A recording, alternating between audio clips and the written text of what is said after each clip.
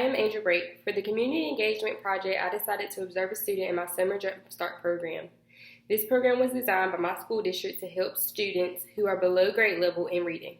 Students were assigned to each teacher based on their abilities that were similar to the peers they were placed with. The student that I observed is in the second grade and is 8 years old. Jessica is identified as having a specific learning disability. This disability affects her reading, writing, and math skills. When Jessica is reading, it is at a rather slower pace, but she is putting forth her best effort. Also, when reading, she lacks expression. Jessica has trouble remembering sight words from previous grade level, as well as those sight words from second grade. This impacts her reading in a drastic way. Jessica also has some speech problems. She has trouble articulating some of her words, especially when they have blends and digraphs in the beginning of them. Oftentimes, she gets tongue-tied and has to slow down to get her thoughts and words together. During the school year, Jessica receives services from the special education teacher and the speech teacher. She is pulled out of the class to work with the special education teacher. She goes with the special education teacher 8 times a week, 2 times a day for 30-minute sessions.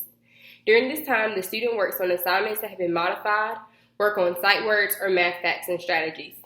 Jessica also receives speech. The speech teacher pulls Jessica out twice a week for 30 minutes.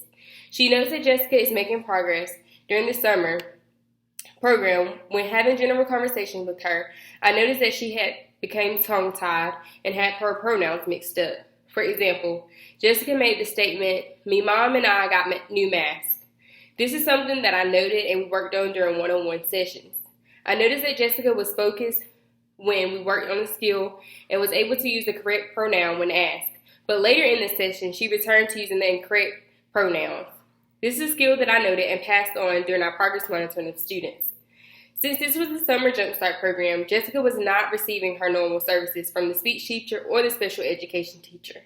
I noticed that when we were working in the whole group Zoom lessons, she would often zone out of the lesson or she would not want to participate. When discussing this with her mom, she said that she was not as confident and was always shy reading in front of multiple peers.